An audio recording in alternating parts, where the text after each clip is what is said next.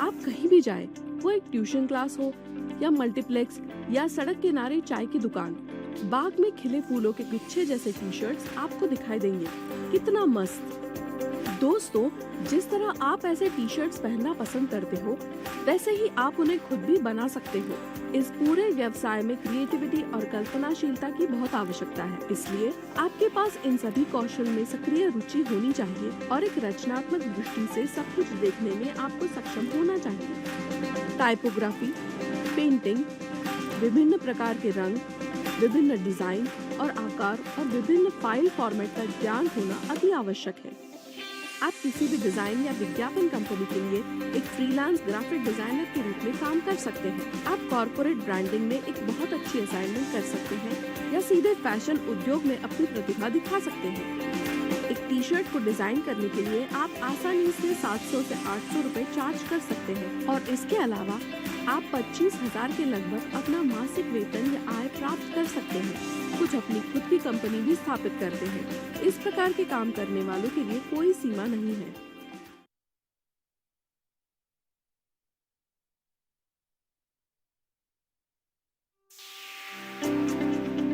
किसी भी दिन किसी भी कॉलेज कैंपस में आपको टी शर्ट और जीन्स पहने हुए फिल्मी नायक और नायिकाओं जैसे युवक युवती बड़ी संख्या में मिलेंगे।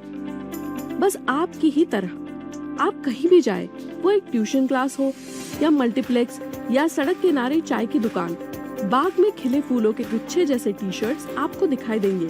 कितना मस्त। लेकिन दोस्तों, इनमें से कौन सा टी शर्ट सबसे ज्यादा ध्यान आकर्षित करता है? हाँ, वो टी शर्ट्स जिसमें कुछ आंखों को मोह लेने वाले डिजाइन हैं या जिन पर कुछ सुंदर मैसेजेस प्रिंट किए हुए हैं। वहाँ देखिए, किसी के टी शर्ट पर प्रिंट किया है। यकीनन मैं खुद से बात करता हूँ, कभी कभी विशेषज्ञ की सलाह की आवश्यकता होती है। इस संदेश के साथ और एक संदेश है, क्षमा करें, मुझे देर हो गई है, मैं आना नहीं चाहता था। यहाँ तक कि आप भी अपनी मुस्कान रोक नहीं सकते थे, है ना? और इन डिजाइनों को देखो, ऐसे टी शर्ट्स यकीनन किसी का भी ध्यान आकर्षित करेंगे। दोस्तों, जिस तरह आप ऐसे टी शर्ट्स पहनना पसंद करते हो, वैसे ही आप उन्हें खुद भी बना सकते हो। हाँ, टी शर्ट डिजाइनर बनना पैसा कमाने का एक अच्छा तरीका है। यदि आपके पास क्रिएटिविटी है और आपके पास निराले विचार हैं, तो आप खुद भी टी शर्ट डिजाइनर बन सकते हैं। एक T shirt designer T shirts पर अपने विभिन्न आइडियाओं को व्यक्त करता है। वह अपने उत्पादों और सेवाओं को बढ़ावा देने के लिए किसी कंपनी के लोगो और कैच लाइन का उपयोग कर सकता है या एक एनजीओ के लिए सामाजिक संदेश तैयार कर सकता है। सच में अद्भुत। आप एक ग्राफिक डिजाइनर, फैशन डिजाइनर या स्टेशनरी डिजाइनर के रूप में काम करते हुए टी शर्ट डिजाइनिंग भी कर सकते हैं। ऐसे कामों के लिए बहुत सारी गुंजाइश है। आप किसी भी डिजाइन या विज्ञापन कंपनी के लिए एक फ्रीलांस ग्राफिक डिजाइनर के रूप में काम कर सकते हैं। आप कॉर्पोरेट ब्रांडिंग में एक बहुत अच्छी असाइनमेंट कर सकते हैं या सीधे फैशन उद्योग में अपनी प्रतिभा दिखा सकते हैं। आपके पास एक नियमित पूर्णकालिक नौकरी हो सकती है या आप फ्रीलांस काम कर सकते हैं। आपको ऑनलाइन काम मिलने की भी संभावना है। इस तरह के काम से बड़ी आय हो सकती है। एक टी शर्ट को डिजाइन करने के लिए आप आसानी से 700 से 800 रुपए चार्ज कर सकते हैं और इसके अलावा आप 25,000 के लगभग अपना मासिक वेतन या आय प्राप्त कर सकते हैं। हालांकि एक बात निश्चित है, जो अधिक प्रतिभा और यूनिकनेस दिखाता है, उसको निश्चित रूप से उच्च मात्रा में कमाई करने की बेहतर संभावना होगी। दोस्तों, ये काम करने के लिए आपको कुछ विशेष कौशल सीखने की आवश्यकता होगी।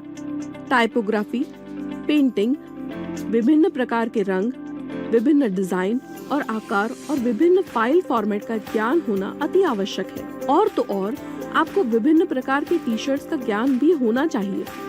दोस्तों, इस पूरे व्यवसाय में क्रिएटिविटी और कल्पनाशीलता की बहुत आवश्यकता है, इसलिए आपके पास इन सभी कौशल में सक्रिय रुचि होनी चाहिए और एक रचनात्मक दृष्टि से सब कुछ देखने में आपको सक्षम होना चाहिए। जैसे जैसे ये टी शर्ट पहनने का चलन बढ़ रहा है, मेरी टी शर्ट एक्सक्लूसिव होनी चाहिए या दूसरों से अलग दिखनी चाहिए, ऐसी चाहत भी बढ़ रही है।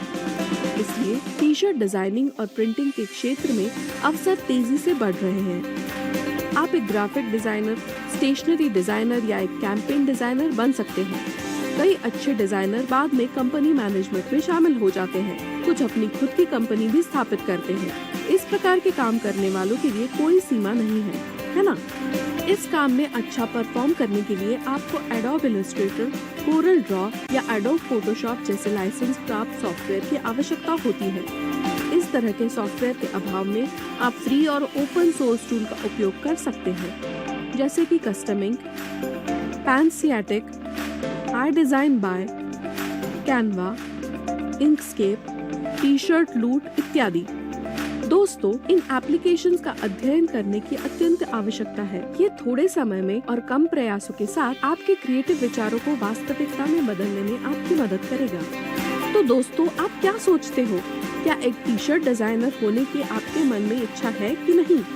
अभी आप जो टी शर्ट पहने हुए हैं उसे ना देखें। कल जब आप स्वयं एक टी शर्ट डिजाइनर बन जाएंगे तो आप निस्संदेह इसी टी शर्ट को एक बहुत ही सुंदर और रोमांचक परिधान में बदल सकते हैं, है ना?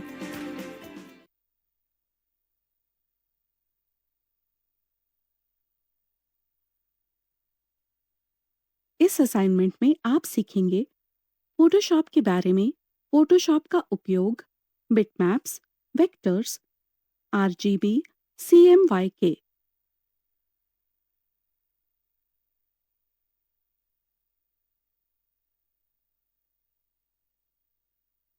इस असाइनमेंट में आप सीखेंगे pixels, resolution, 8 bit, 16 bit, 32 bit की इमेजेस। फोटोशॉप में पिक्सेल्स या बिटमैप का सबसे छोटा घटक होता है। पिक्सेल का अर्थ है पिक्चर एलिमेंट। हमेशा पिक्सल दो आयामी टू डायमेंशनल ग्रिड पे रचा हुआ दिखता है और बिंदु डॉट्स चौरस या आयताकार उनका प्रतिनिधित्व करते हैं। फोटोशॉप में काम करते समय हम पिक्सल को रंग, शेड या फिर ब्राइटनेस बदलने के लिए एडिट करते हैं। हर एक पिक्सल की गहनता हमेशा 3 या 4 घटक जैसे कि लाल, हरा, नीला या फिर सियान, मजेंटा, पीला या काला इन पर निर्भर होती है। कंप्यूटर किस प्रकार की इमेज दर्शाता है उस पर यह बात निर्भर करती है कि जो पिक्सेल्स डिजिटाइज्ड आकृति इमेज का स्वरूप लेते हैं, जैसे कि वेब पेज में उपयोग आने वाली जेपीजी फाइल, वह स्क्रीन पिक्सेल्स के अनुरूप ही होंगी, यह जरूरी नहीं है। रेजोल्यूशन का मतलब है एक इमेज में पाई जाने वाली पिक्सल की संख्या। रेजोल्यूशन का मापन, मेजरमेंट, पीपीआई यानी कि पिक्सल पर इंच के हिसाब से होता है। उदाहरण के लिए, एक 640 बाय 480 पिक्सल स्क्रीन की क्षमता हर एक 480 रेखाओं पर 680 अलग अलग पिक्सेल्स या फिर साधारणतः 3 लाख पिक्सल दिखाने की है। रेजोल्यूशन जितना ज्यादातर मात्रा में होगा, उतनी ज्यादा बारीकियां ग्राफिक में जमा होंगी। अर्थात हायर रेजोल्यूशन की इमेज न सिर्फ हायर क्वालिटी यानी कि उच्चतम गुणवत्ता की होगी, पर ज्यादा बड़ी भी होगी। स्क्रीन पर जो इमेजेस होती हैं उनसे ज्यादातर हायर रेजोल्यूशन की आवश्यकता जो इमेजेस प्रिंटिंग प्रेस में छपती हैं उन्हें होती है। एक इमेज में हर एक पिक्सल दर्शाने के लिए जितनी संख्या में बिट की जरूरत होती है उसे बिट डेप्थ कहा जाता है। बिट डेप्थ जितनी ज्यादा मात्रा में हायर होती है, उतनी मात्रा में अधिकतर अचूक एक्यूरेट रंग प्राप्त होते हैं। एक बिट डेप्थ की बिट 2 रंग दर्शाती है, 2 बिट्स 4 रंग दर्शाती है, 4 बिट्स 16 रंग दर्शाती है, 8 बिट्स 256 रंग दर्शाती है, 16 बिट्स 32,768 रंग दर्शाती है और 24 और 32 बिट्स 16.7 लाख रंग दर्शाती है। इस असाइनमेंट में आपने सीखा है pixels, resolution, 8 bit, 16 bit, 32 bit की इमेजेस।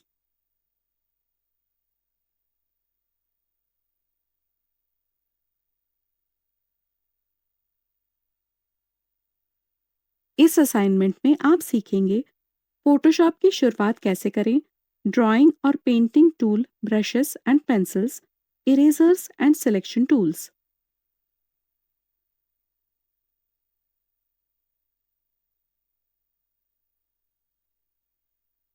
इस असाइनमेंट में आप सीखेंगे marquee tool, lasso tool, magic wand tool, quick selection tool, crop tool, content aware scaling.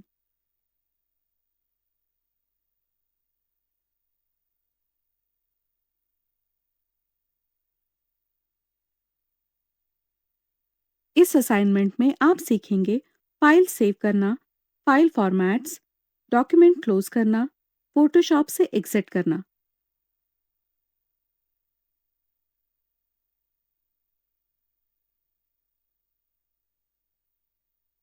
ज्यादातर टी शर्ट्स अलग अलग डिजाइन के साथ आते हैं।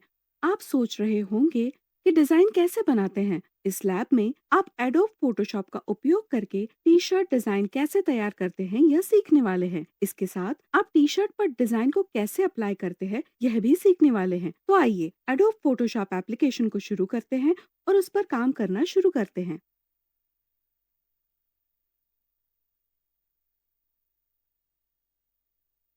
एक नजर इस टी शर्ट डिजाइन पर डालते हैं। फोटोशॉप से अलग अलग शेप्स का डिजाइन में उपयोग किया जाता है। शेप्स आकर्षक रंगों में रंगाए हुए भी हैं। डिजाइन में टेक्स्ट, संदेश और इमेजेस डाले गए हैं। बाद में डिजाइन को टी शर्ट पर अप्लाई किया जाता है। तो आइए फोटोशॉप एप्लीकेशन खोलकर वैसा ही एक टी शर्ट डिजाइन तैयार करना शुरू करें। टी शर्ट को डिजाइन करने के लिए फोटोशॉप खोलें। एडोब फोटोशॉप एप्लीकेशन खोलने के लिए स्टार्ट पर क्लिक करें। ऑल प्रोग्राम पर क्लिक करें। एडोब मास्टर कलेक्शन पर क्लिक करें। एडोब फोटोशॉप पर क्लिक करें।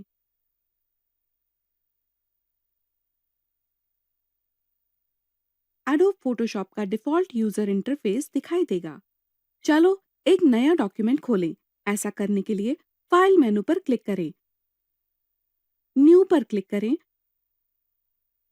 न्यू डायलॉग बॉक्स प्रदर्शित हो जाएगा।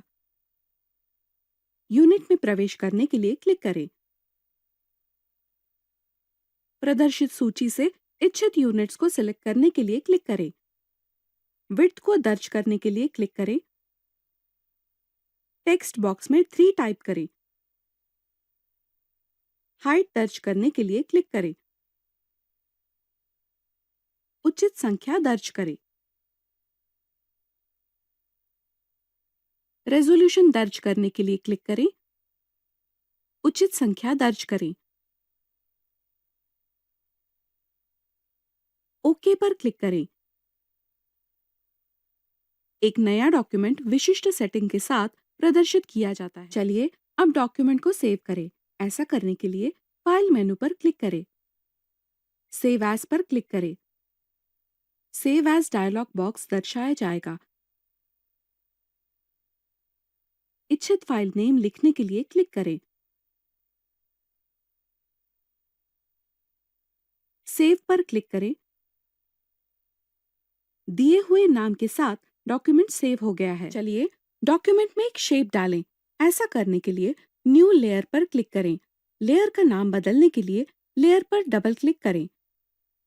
इच्छित नाम दर्ज करें और फिर एंटर की दबाएं।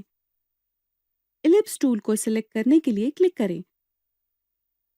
इलिप्स के लिए रंग को सिलेक्ट करने के लिए क्लिक करें।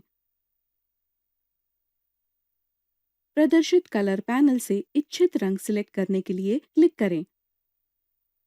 कलर पर क्लिक करें।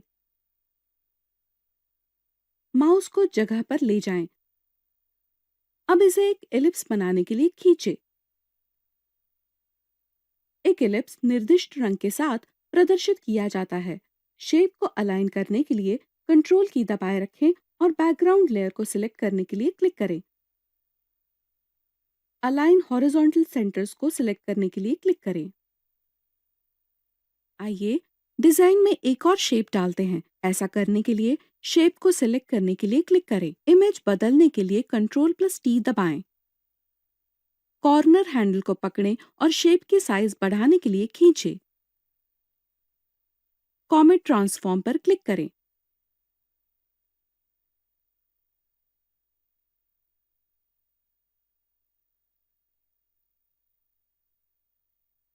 इलिप्स टूल को सिलेक्ट करने के लिए क्लिक करें। माउस को जगह पर ले जाएं। इच्छित शेप ड्रॉ करने के लिए खींचें। चलिए डॉक्यूमेंट को सेव करें। ऐसा करने के लिए फाइल मेनू पर क्लिक करें। सेव पर क्लिक करें। किए गए बदलाव डॉक्यूमेंट में सेव किए गए हैं। अब हम पेन टूल का उपयोग करके और एक शेप डालेंगे। आइए पहले एक नई लेयर ऐड करते हैं। ऐसा करने के लिए क्रिएट न्यू लेयर पर क्लिक करें। पेन टूल सिलेक्ट करने के लिए क्लिक करें। स्टेज पर क्लिक करें। दूसरा पॉइंट बनाने के लिए खींचे। इसी तरह शेप को पूरा करने के लिए पॉइंट्स डालते रहें।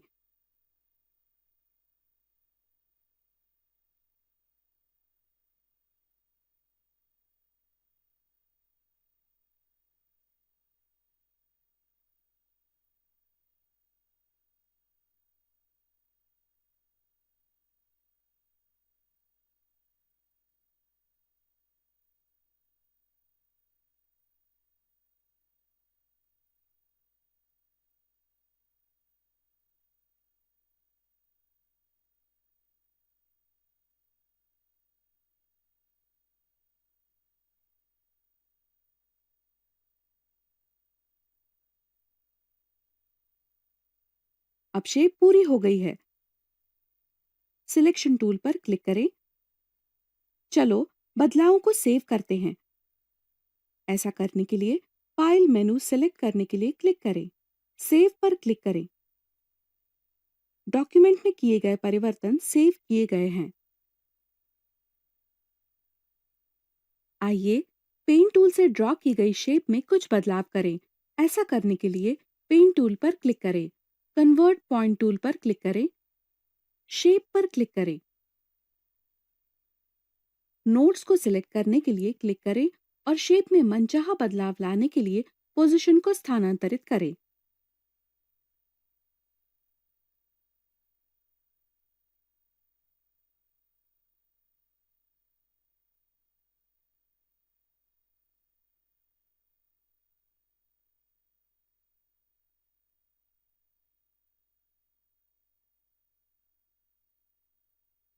शेप में किए गए बदलाव पर ध्यान दें। आइए लेयर का नाम बदलें। ऐसा करने के लिए लेयर को सिलेक्ट करने के लिए उस पर डबल क्लिक करें। इच्छित नाम दर्ज करें और फिर एंटर दबाएं। पाथ्स टैब पर क्लिक करें। लेयर पर क्लिक करें। सिलेक्शन के रूप में लोड पाथ पर क्लिक करें। लेयर्स टैब पर क्लिक करें। फोरग्राउंड कलर को सिलेक्ट करने के लिए क्लिक करें। Colour picker foreground colour dialog box प्रदर्शित होता है। मनचाहा रंग सिलेक्ट करने के लिए क्लिक करें।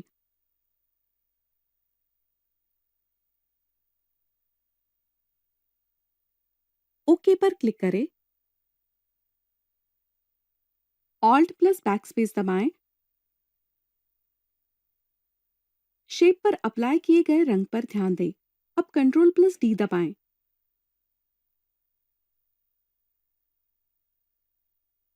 अब डॉक्यूमेंट में किए गए बदलाव को सेव करते हैं। ऐसा करने के लिए फाइल मेनू पर क्लिक करें। सेव पर क्लिक करें। डिजाइन में किए गए बदलाव सेव किए गए हैं। आइए एक लेयर को ऐड करते हैं और उसका नाम बदलते हैं। ऐसा करने के लिए न्यू लेयर पर क्लिक करें। मनचाहा नाम दर्ज करने के लिए डबल क्लिक करें और फिर एंटर की दबाएं। ब्रश टूल को सिलेक्ट करने के लिए क्लिक करें।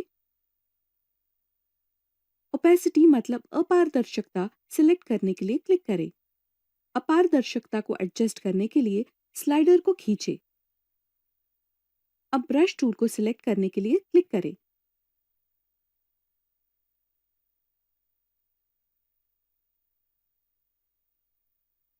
डिजाइन में इफेक्ट डालने के लिए क्लिक करें। अब डिजाइन में किए गए बदलाव को सेव करें और एक शेप ऐड करें उसी तरह जैसा कि पहले दिखाया गया है।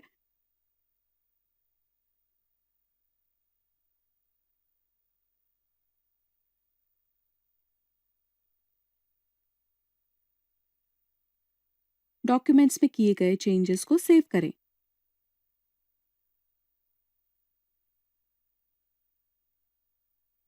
आओ अब डिजाइन में टेक्स्ट दर्ज करते हैं। ऐसा करने के लिए टेक्स्ट टूल पर क्लिक करें। उस जगह पर क्लिक करें जहां आप टेक्स्ट दर्ज करना चाहते हैं। टेक्स्ट दर्ज करें और फिर एंटर दबाएं। शेष टेक्स्ट भी दर्ज करें। अब टेक्स्ट सिलेक्ट करें। टेक्स्ट सेंटर में अलाइन करने के लिए सेंटर टेक्स्ट पर क्लिक करें।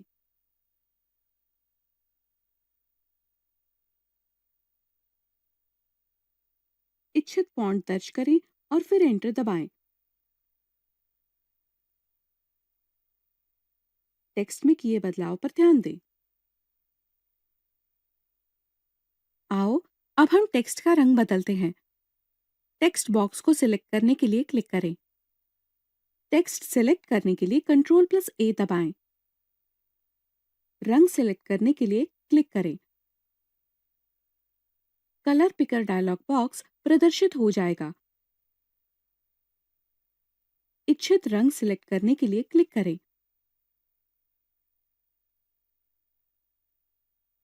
ओके पर क्लिक करें। कॉमेट चेंजेस पर क्लिक करें। टेक्स्ट के रंग में हुए बदलाव पर ध्यान दें।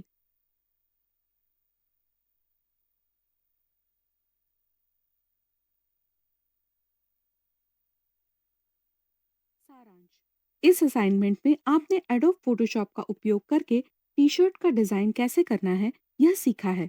इस प्रक्रिया में आपने सीखा है फोटोशॉप एप्लीकेशन शुरू करना, एक नया डॉक्यूमेंट और लेयर बनाना, शेप्स के साथ काम करना, फाइल सेव करना, लेयर डुप्लीकेट करना, सर्कल बनाना और उसे बढ़ाना, पार्ट्स के साथ काम करना, लेयर को मर्ज करना। यह कौशल जो आपने सीखा है एडोब फोटोशॉप का उपयोग करके कई अन्य दिलचस्प डिजाइन बनाने के लिए आप इसका इस्तेमाल कर सकते हैं। तो आगे बढ़ें और अपनी रचनात्मकता का उपयोग करें।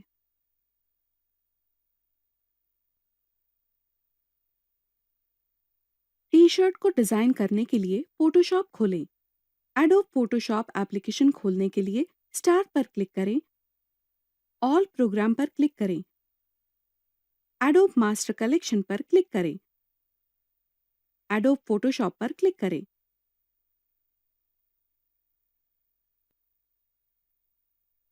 एडोब फोटोशॉप का डिफॉल्ट यूजर इंटरफेस दिखाई देगा। चलो एक नया डॉक्यूमेंट खोलें।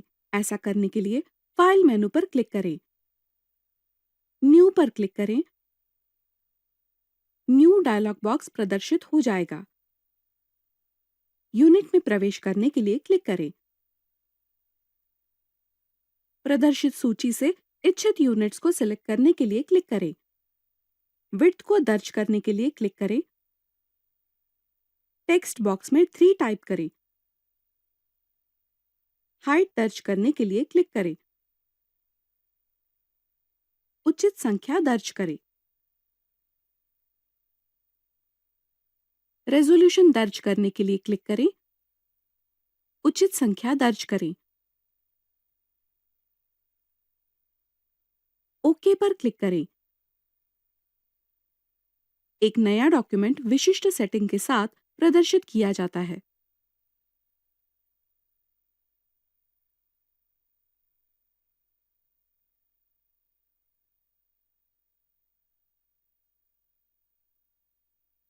चलिए डॉक्यूमेंट में एक शेप डालें।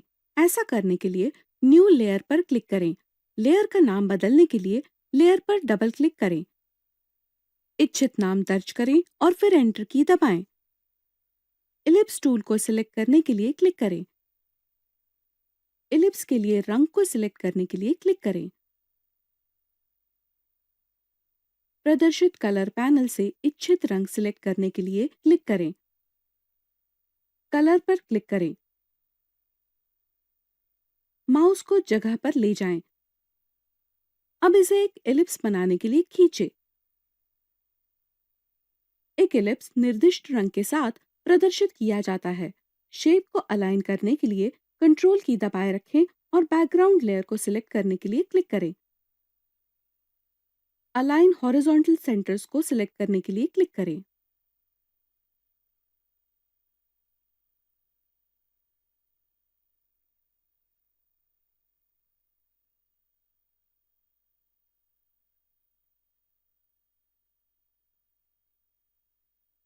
अब हम पेंट टूल का उपयोग करके और एक शेप डालेंगे।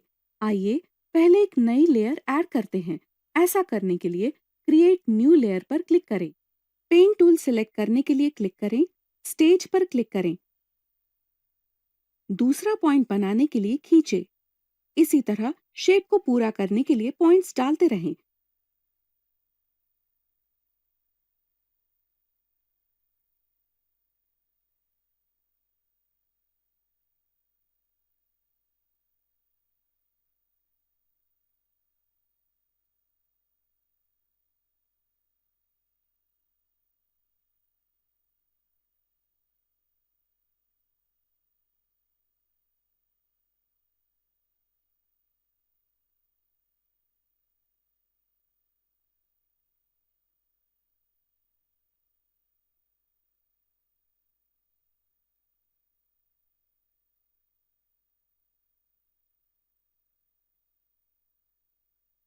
अब शेप पूरी हो गई है।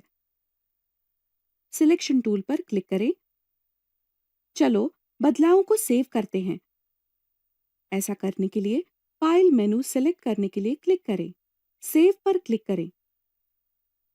डॉक्यूमेंट में किए गए परिवर्तन सेव किए गए हैं।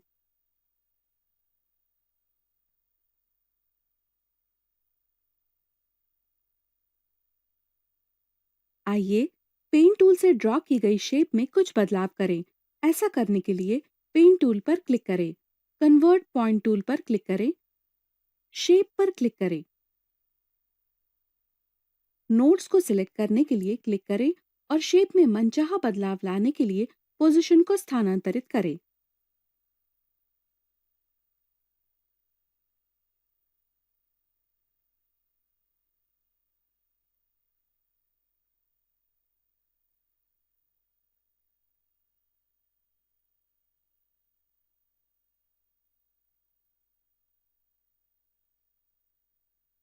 शेप में किए गए बदलाव पर ध्यान दें।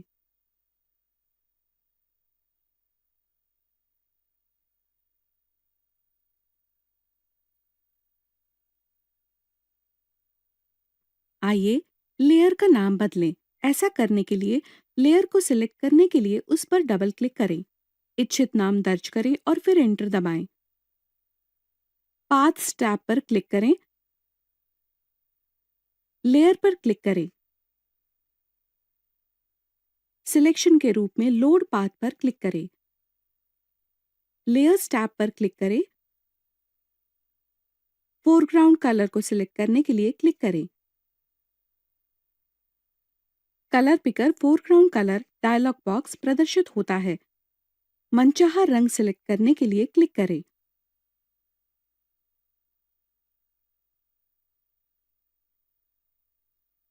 ओके पर क्लिक करें। ऑल्ट प्लस बैकस्पेस दबाएं। शेप पर अप्लाई किए गए रंग पर ध्यान दें। अब कंट्रोल प्लस डी दबाएं।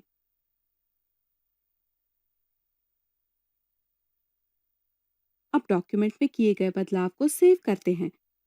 ऐसा करने के लिए फाइल मेनू पर क्लिक करें, सेव पर क्लिक करें।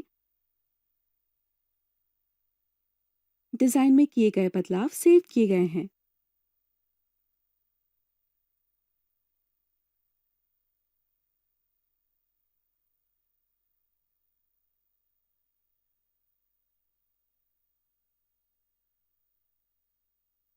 आइए एक लेयर को ऐड करते हैं और उसका नाम बदलते हैं। ऐसा करने के लिए न्यू लेयर पर क्लिक करें, मनचाहा नाम दर्ज करने के लिए डबल क्लिक करें और फिर एंटर की दबाएं।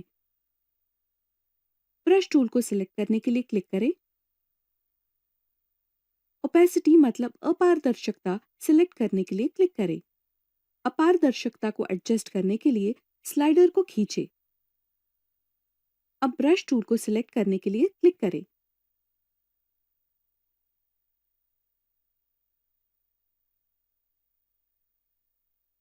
डिजाइन में इफेक्ट डालने के लिए क्लिक करें। अब डिजाइन में किए गए बदलाव को सेव करें।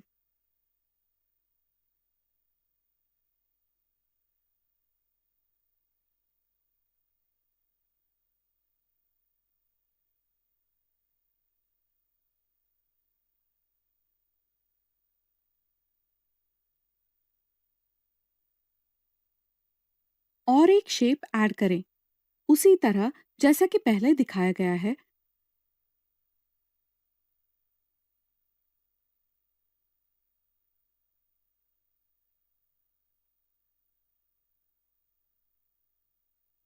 डॉक्यूमेंट्स में किए गए चेंजेस को सेव करें।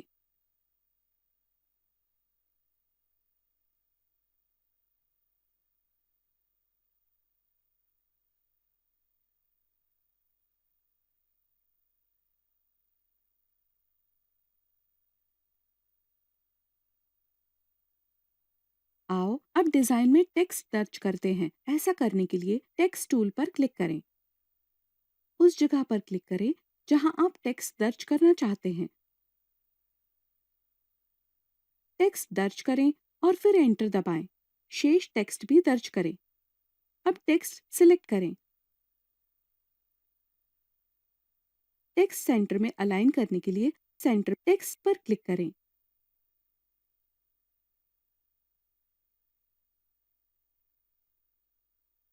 इच्छित फॉन्ट दर्ज करें और फिर एंटर दबाएं। टेक्स्ट में किए बदलाव पर ध्यान दें।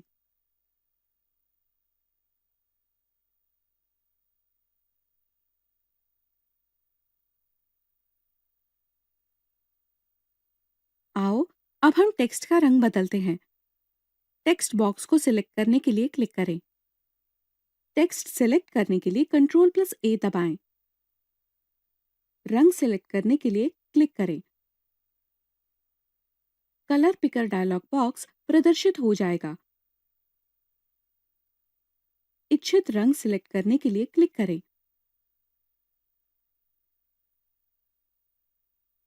ओके पर क्लिक करें। कॉमेट चेंजेस पर क्लिक करें। टेक्स्ट के रंग में हुए बदलाव पर ध्यान दें।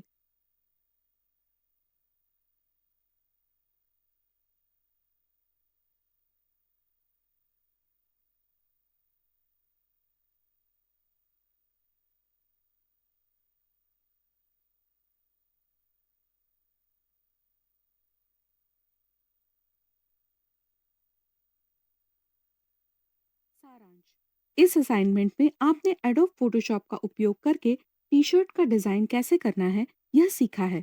इस प्रक्रिया में आपने सीखा है फोटोशॉप एप्लीकेशन शुरू करना, एक नया डॉक्यूमेंट और लेयर बनाना, शेप्स के साथ काम करना, फाइल सेव करना, लेयर डुप्लीकेट करना, सर्कल बनाना और उसे बढ़ाना, पार्ट्स के साथ काम करना, लेयर को मर्ज करना। यह कौशल जो आपने सीखा है एडोब फोटोशॉप का उपयोग करके कई अन्य दिलचस्प डिजाइन बनाने के लिए आप इसका इस्तेमाल कर सकते हैं। तो आगे बढ़ें और अपनी रचनात्मकता का उपयोग करें।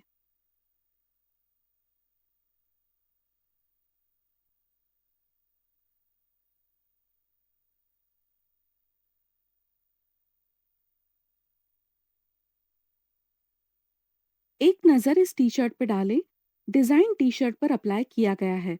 प्लेन ब्लैंक टी शर्ट अब आकर्षक लग रहा है। तो आइए फोटोशॉप एप्लीकेशन में ऐसा ही एक टी शर्ट बनाना शुरू करते हैं। तो चलिए फोटोशॉप एप्लीकेशन खोलकर टी शर्ट डिजाइन बनाना शुरू करते हैं। आओ पेन टूल का उपयोग करके डिजाइन में एक और शेप बनाते हैं। ऐसा करने के लिए न्यू लेयर सिलेक्ट करने के लिए क्लिक करें। न्यू लेयर का नाम बदलने के लिए लेयर पर डबल क्लिक करें। इच्छित नाम दर्ज करें और फिर एंटर दबाएं। पेन टूल को सिलेक्ट करने के लिए क्लिक करें। पेन टूल पर क्लिक करें। माउस को इच्छित जगह पर ले जाएं। शेप के पहले पॉइंट को मार्क करने के लिए क्लिक करें। इच्छित जगह पर शेप के दूसरे पॉइंट को मार्क करने के लिए क्लिक करें। इच्छित शेप को पूरा करने के लिए इसी तरह से बाकी पॉइंट्स को भी मार्क करें।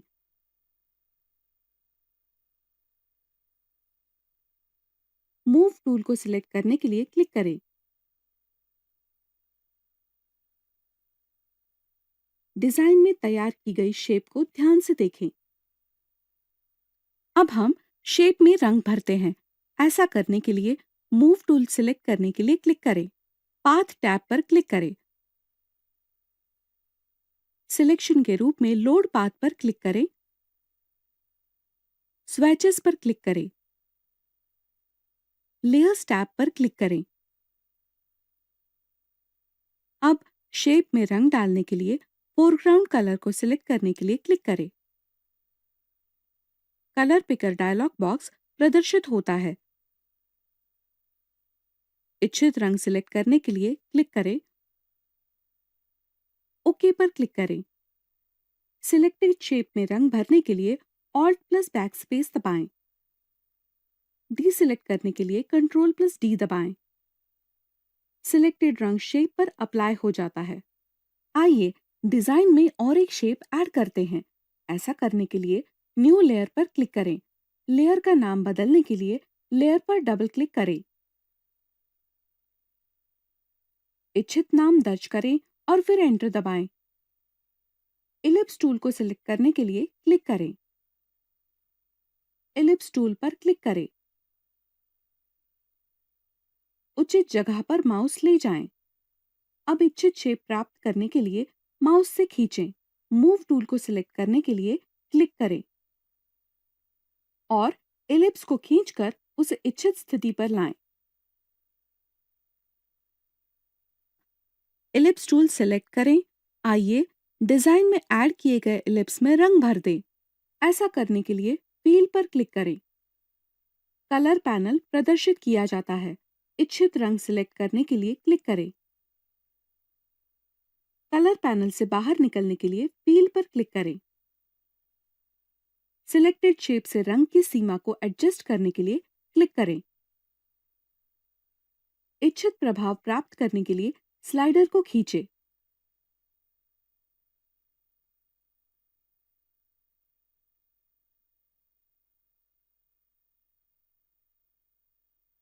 इच्छित सीमा प्राप्त होने पर एंटर दबाएं। अब डिजाइन में उचित रूप से एडजस्ट करने के लिए शेप को स्थानांतरित करें। ऐसा करने के लिए मूव टूल पर क्लिक करें। अब शेप को इच्छित स्थिति में लाने के लिए खींचें।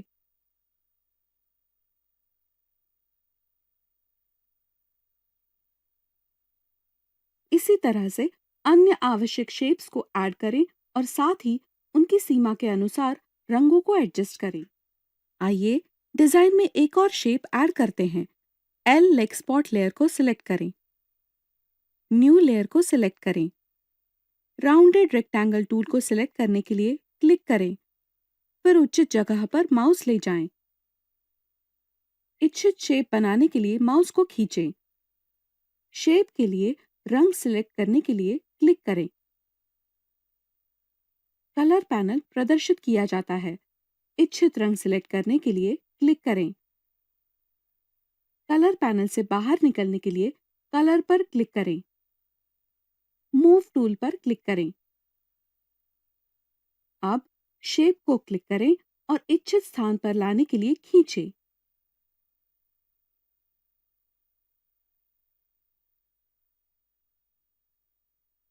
शेप हाथ की तरह नहीं दिख रहा है। फिर हाथ का इच्छित शेप प्राप्त करने के लिए आप शेप को बदल सकते हैं। फिर सिलेक्टेड शेप को बदलने के लिए Ctrl+D दबाएं। शेप को सिलेक्ट करने के लिए क्लिक करें। फिर सिलेक्टेड शेप को बदलने के लिए Ctrl+D दबाएं। शेप के लिए इच्छित लंबाई पाने के लिए क्लिक करें और खींचें।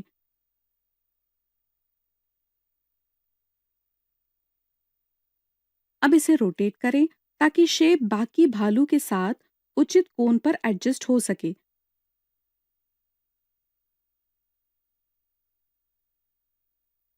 अब एडिट मेनू पर क्लिक करें। ट्रांसफॉर्म पाथ पर क्लिक करें। वॉर्प पर क्लिक करें।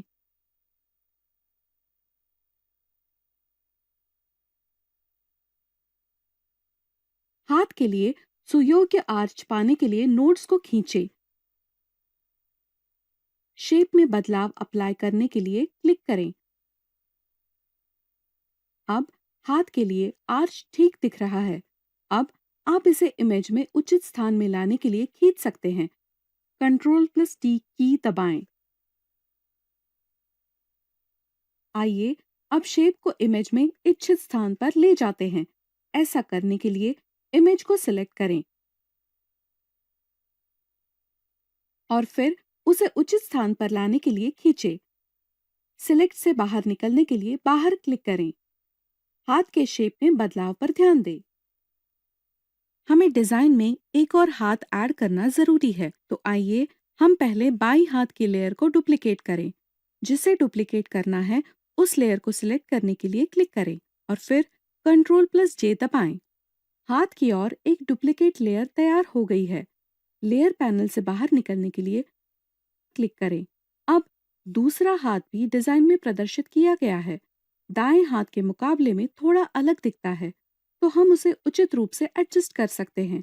ऐसा करने के लिए शेप को सिलेक्ट करने के लिए क्लिक करें। ट्रांसफॉर्म के लिए Ctrl+T दबाएं।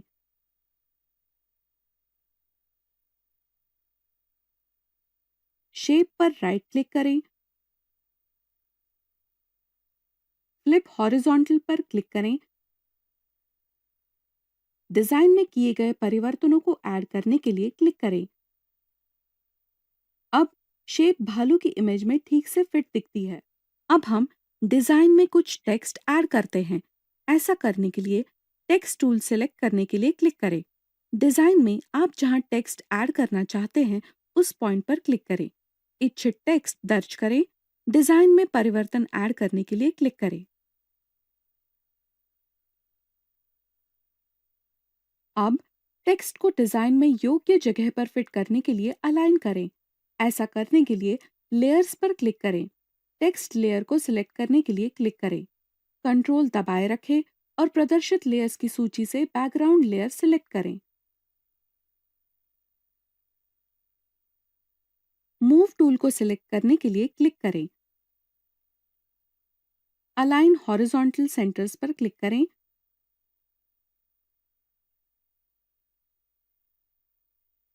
प्रदर्शित लेयर्स की सूची से टेक्स्ट लेयर पर क्लिक करें।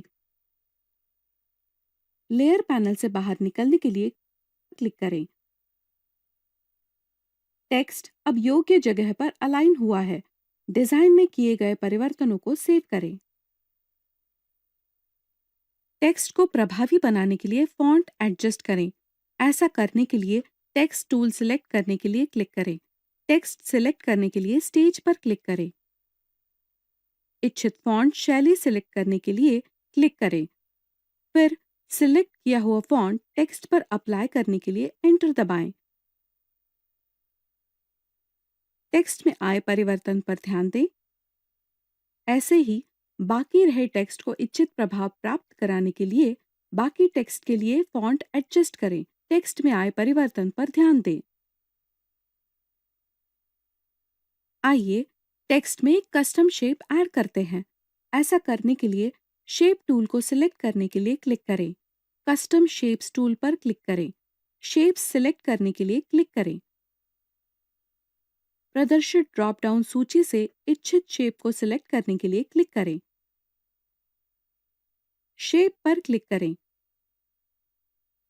माउस को स्टेज पर इच्छित जगह ले जाएं। अब इसे शेप बनाने के लिए खींचें। मूव टूल को सिलेक्ट करने के लिए क्लिक करें। शेप को टेक्स्ट के पास इच्छित स्थिति में लाने के लिए खींचें। चलिए अब टेक्स्ट में रंग भर देते हैं। ऐसा करने के लिए शेप्स सिलेक्ट करने के लिए क्लिक करें। फिल कलर पर क्लिक करें। प्रदर्शित कलर पैलेट इच्छित रंग को सिलेक्ट करने के लिए क्लिक करें। फिल पर क्लिक करें। स्ट्रोक पर क्लिक करें। स्ट्रोक का रंग सिलेक्ट करने के लिए क्लिक करें। स्ट्रोक पर क्लिक करें। शेप के रंग में परिवर्तन पर ध्यान दें। आइए टेक्स्ट का रंग बदलते हैं। ऐसा करने के लिए टेक्स्ट टूल सिलेक्ट करने के लिए क्लिक करें। जिस टेक्स्ट का आप रंग बदलना चाहते हैं उस टेक्स्ट को सिलेक्ट करें। टेक्स्ट का रंग सिलेक्ट करने के लिए क्लिक करें। Colour picker text colour dialog box प्रदर्शित होता है।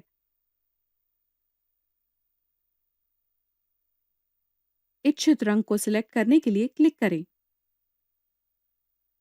ओके पर क्लिक करें।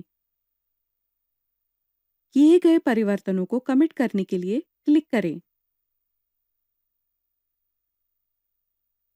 इसी तरह से अन्य टेक्स्ट सेलेक्ट करें जिसके आप रंग बदलना चाहते हैं। उचित प्रभाव प्राप्त करने के लिए टेक्स्ट के विभिन्न भागों में अलग अलग रंगों को अप्लाई करने का विकल्प आप चुन सकते हैं। ध्यान दें कि टेक्स्ट भाग एक शेष टेक्स्ट की तुलना में अलग रंग से रंगा हुआ है। डॉक्यूमेंट में किए गए परिवर्तनों को सेव करें। आइए अब हम डॉक्यूमेंट को पीएनजी फॉर्मेट में सेव करते हैं ताकि आवश्यकता पड़ने पर इसको एक्सपोर्ट किया जा सके। ऐसा करने के लिए फाइल मेनू को सिलेक्ट करने के लिए क्लिक करें। सेव एज पर क्लिक करें। सेव एज डायलॉग बॉक्स प्रदर्शित होता है। फॉर्मेट को सिलेक्ट करने के लिए क्लिक करें। प्रदर्शित ड्रॉप डाउन सूची से .png फॉर्मेट पर क्लिक करें। फाइल का इच्छित नाम दर्ज करने के लिए क्लिक करें।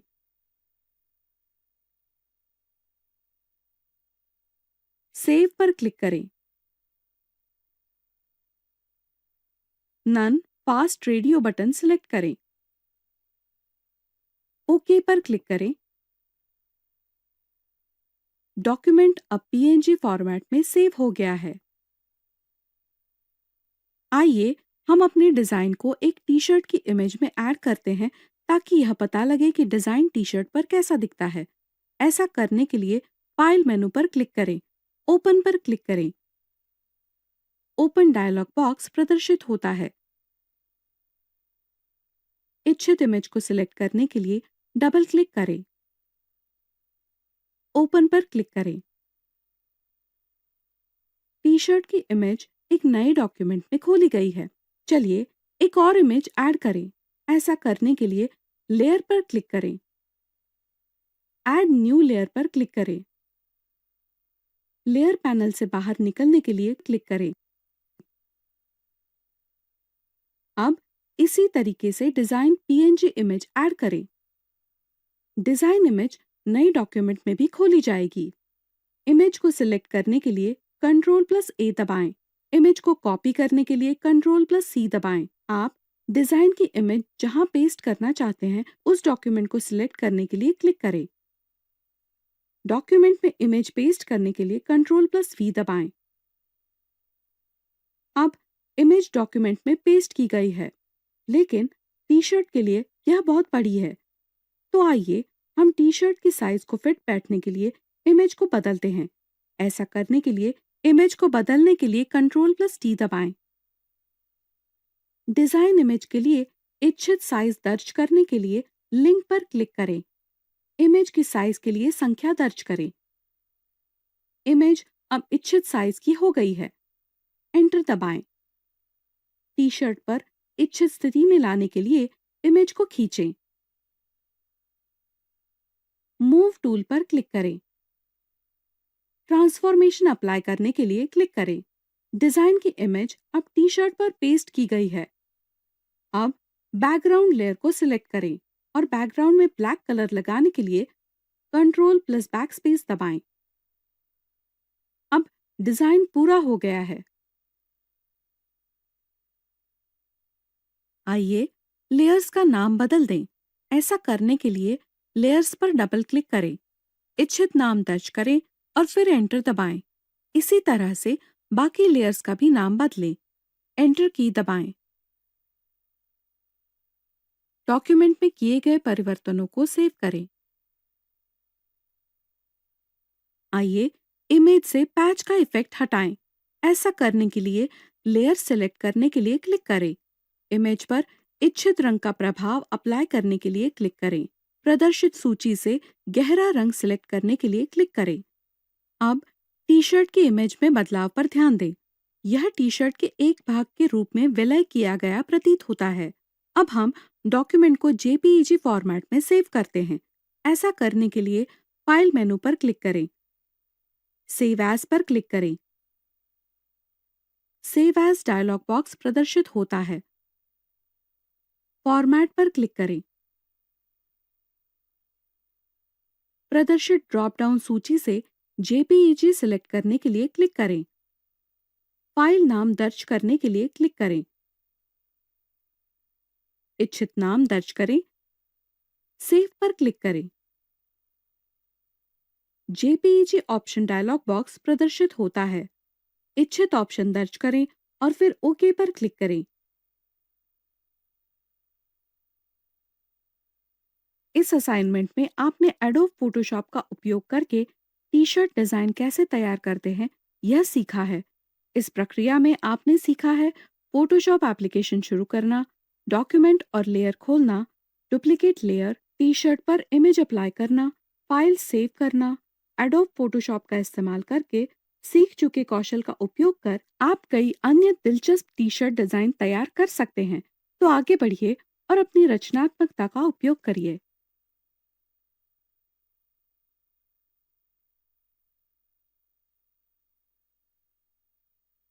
आओ पेंट टूल का उपयोग करके डिजाइन में एक और शेप बनाते हैं।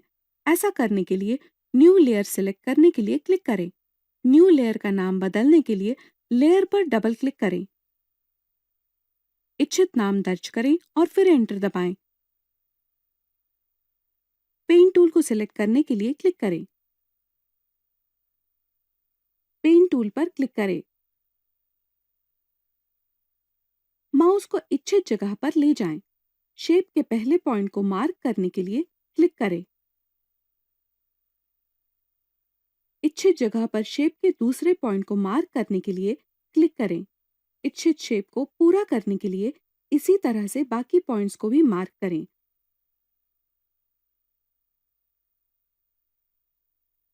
मूव टूल को सिलेक्ट करने के लिए क्लिक करें। डिजाइन में तैयार की गई शेप को ध्यान से देखें।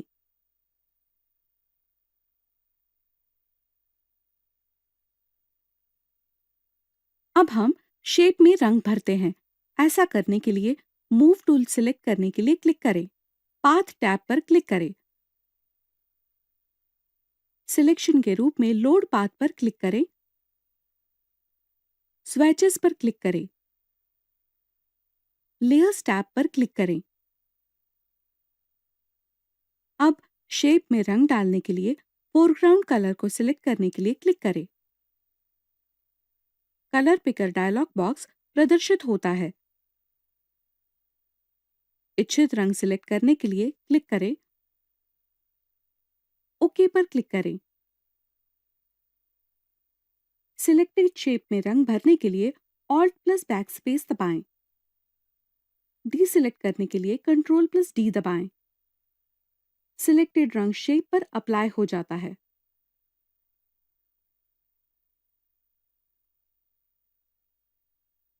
आइए डिजाइन में और एक शेप ऐड करते हैं। ऐसा करने के लिए न्यू लेयर पर क्लिक करें। लेयर का नाम बदलने के लिए लेयर पर डबल क्लिक करें। इच्छित नाम दर्ज करें और फिर एंटर दबाएं। इलिप्स टूल को सिलेक्ट करने के लिए क्लिक करें। इलिप्स टूल पर क्लिक करें। उचित जगह पर माउस ले जाएं। अब इच्छित शेप प्राप्त करने के लिए माउस से खींचें। मूव टूल को सिलेक्ट करने के लिए क्लिक करें और इलिप्स को खींचकर उसे इच्छित स्थिति पर लाएं।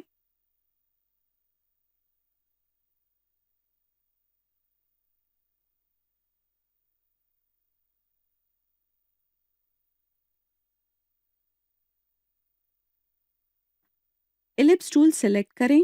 आइए डिजाइन में ऐड किए गए इलिप्स में रंग भर दें। ऐसा करने के लिए व्हील पर क्लिक करें। कलर पैनल प्रदर्शित किया जाता है। इच्छित रंग सिलेक्ट करने के लिए क्लिक करें। कलर पैनल से बाहर निकलने के लिए व्हील पर क्लिक करें। सिलेक्टेड शेप से रंग की सीमा को एडजस्ट करने के लिए क्लिक करें। इच्छित प्रभाव प्राप्त करने के लिए स्लाइडर को खींचें।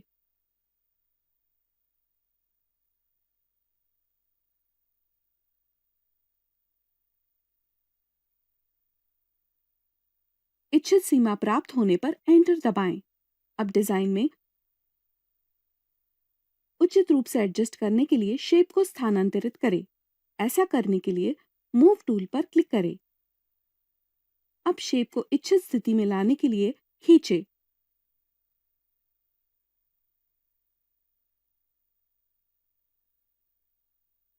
इसी तरह से अन्य आवश्यक शेप्स को ऐड करें और साथ ही उनकी सीमा के अनुसार रंगों को एडजस्ट करें।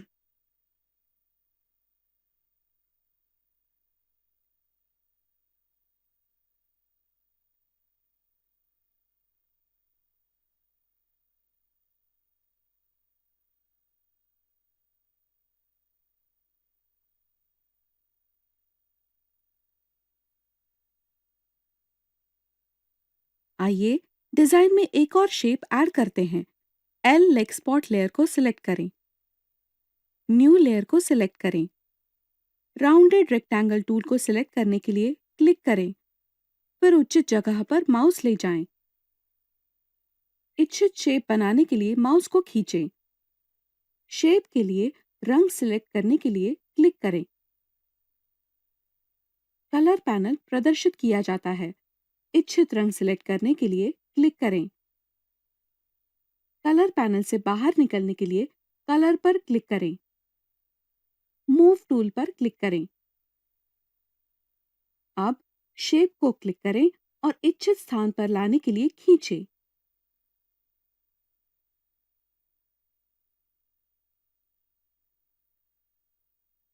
शेप हाथ की तरह नहीं दिख रहा है। फिर हाथ का इच्छित शेप प्राप्त करने के लिए आप शेप को बदल सकते हैं। फिर सिलेक्टेड शेप को बदलने के लिए Ctrl+D दबाएं।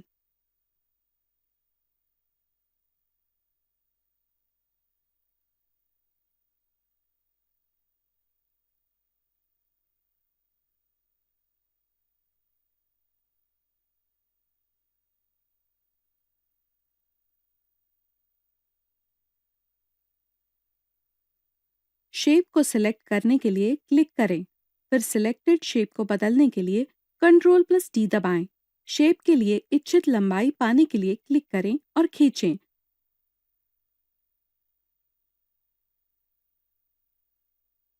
अब इसे रोटेट करें ताकि शेप बाकी भालू के साथ उचित कोण पर एडजस्ट हो सके।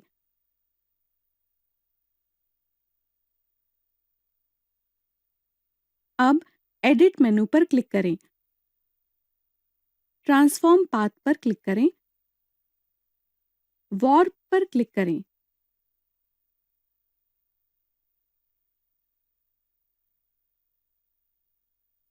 हाथ के लिए सुयोग्य आर्च पाने के लिए नोड्स को खींचें। शेप में बदलाव अप्लाई करने के लिए क्लिक करें। अब हाथ के लिए आर्च ठीक दिख रहा है। अब आप इसे इमेज में उचित स्थान में लाने के लिए खींच सकते हैं। Ctrl+T की दबाएं।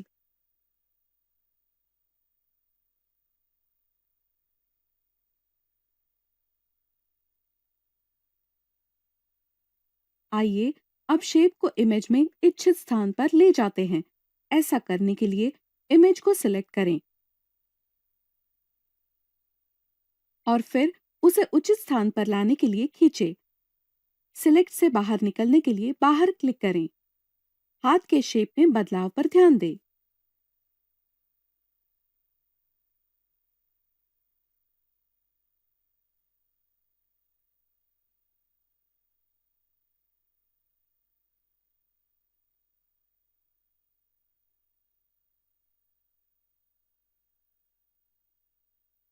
हमें डिजाइन में एक और हाथ ऐड करना जरूरी है, तो आइए हम पहले बाईं हाथ की लेयर को डुप्लीकेट करें। जिसे डुप्लीकेट करना है उस लेयर को सिलेक्ट करने के लिए क्लिक करें और फिर Ctrl+J दबाएं। हाथ की ओर एक डुप्लीकेट लेयर तैयार हो गई है। लेयर पैनल से बाहर निकलने के लिए क्लिक करें। अब दूसरा हाथ भी डिजाइन में प्रदर्शित किया गया है। दाएं हाथ के मुकाबले में थोड़ा अलग दिखता है, तो हम उसे उचित रूप से एडजस्ट कर सकते हैं। ऐसा करने के लिए शेप को सिलेक्ट करने के लिए क्लिक करें। ट्रांसफॉर्म के लिए Ctrl+T दबाएं।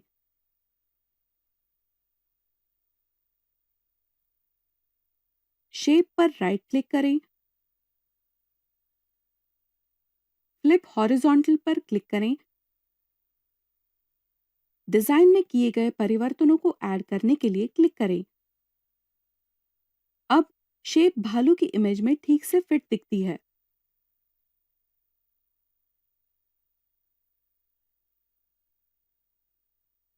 अब हम डिजाइन में कुछ टेक्स्ट ऐड करते हैं। ऐसा करने के लिए टेक्स्ट टूल सेलेक्ट करने के लिए क्लिक करें। डिजाइन में आप जहां टेक्स्ट ऐड करना चाहते हैं उस पॉइंट पर क्लिक करें। इच्छित टेक्स्ट दर्ज करें। डिजाइन में परिवर्तन ऐड करने के लिए क्लिक करें।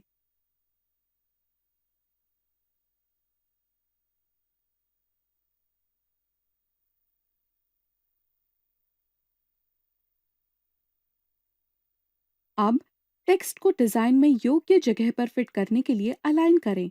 ऐसा करने के लिए लेयर्स पर क्लिक करें। टेक्स्ट लेयर को सिलेक्ट करने के लिए क्लिक करें। कंट्रोल दबाए रखें और प्रदर्शित लेयर्स की सूची से बैकग्राउंड लेयर सिलेक्ट करें। मूव टूल को सिलेक्ट करने के लिए क्लिक करें। अलाइन हॉरिजॉन्टल सेंटर्स पर क्लिक करें।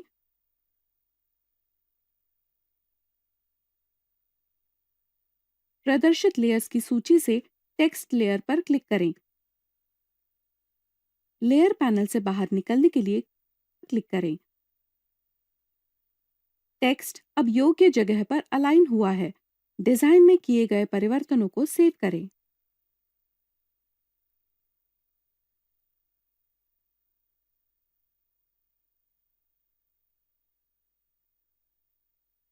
टेक्स्ट को प्रभावी बनाने के लिए फॉन्ट एडजस्ट करें। ऐसा करने के लिए टेक्स्ट टूल सिलेक्ट करने के लिए क्लिक करें। टेक्स्ट सिलेक्ट करने के लिए स्टेज पर क्लिक करें। इच्छित फॉन्ट शैली सिलेक्ट करने के लिए क्लिक करें। फिर सिलेक्ट किया हुआ फॉन्ट टेक्स्ट पर अप्लाई करने के लिए एंटर दबाएं। टेक्स्ट में आए परिवर्तन पर ध्यान दें। ऐसे ही बाकी रहे टेक्स्ट को इच्छित प्रभाव प्राप्त कराने के लिए बाकी टेक्स्ट के लिए फॉन्ट एडजस्ट करें। टेक्स्ट में आए परिवर्तन पर ध्यान दें।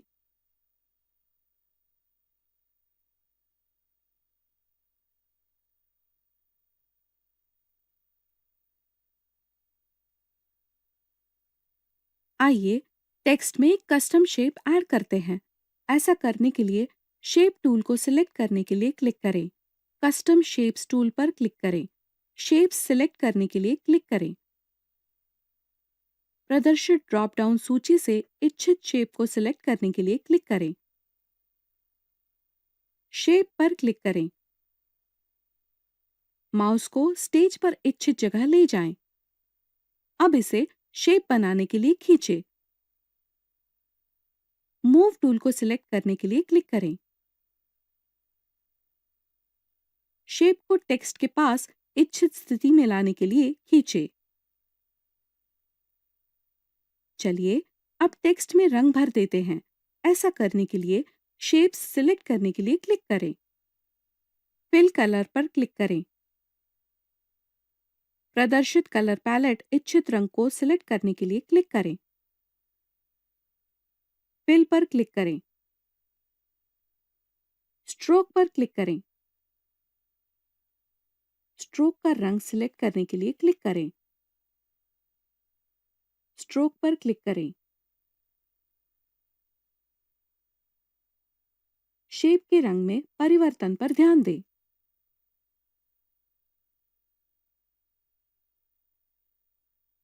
आइए टेक्स्ट का रंग बदलते हैं। ऐसा करने के लिए टेक्स्ट टूल सिलेक्ट करने के लिए क्लिक करें। जिस टेक्स्ट का आप रंग बदलना चाहते हैं उस टेक्स्ट को सिलेक्ट करें। टेक्स्ट का रंग सिलेक्ट करने के लिए क्लिक करें। Colour picker text colour dialog box प्रदर्शित होता है।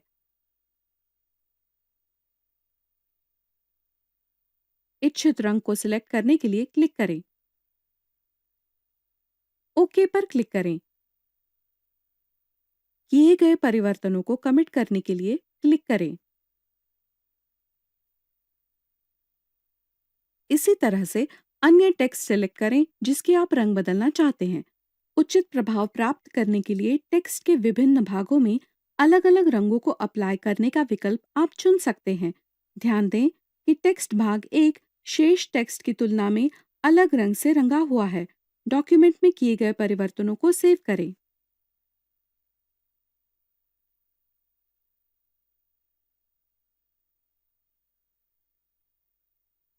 आइए अब हम डॉक्यूमेंट को पीएनजी फॉर्मेट में सेव करते हैं ताकि आवश्यकता पड़ने पर इसको एक्सपोर्ट किया जा सके। ऐसा करने के लिए फाइल मेनू को सिलेक्ट करने के लिए क्लिक करें। सेव एज पर क्लिक करें। सेव एज डायलॉग बॉक्स प्रदर्शित होता है। फॉर्मेट को सिलेक्ट करने के लिए क्लिक करें। प्रदर्शित ड्रॉप डाउन सूची से .png फॉर्मेट पर क्लिक करें। फाइल का इच्छित नाम दर्ज करने के लिए क्लिक करें।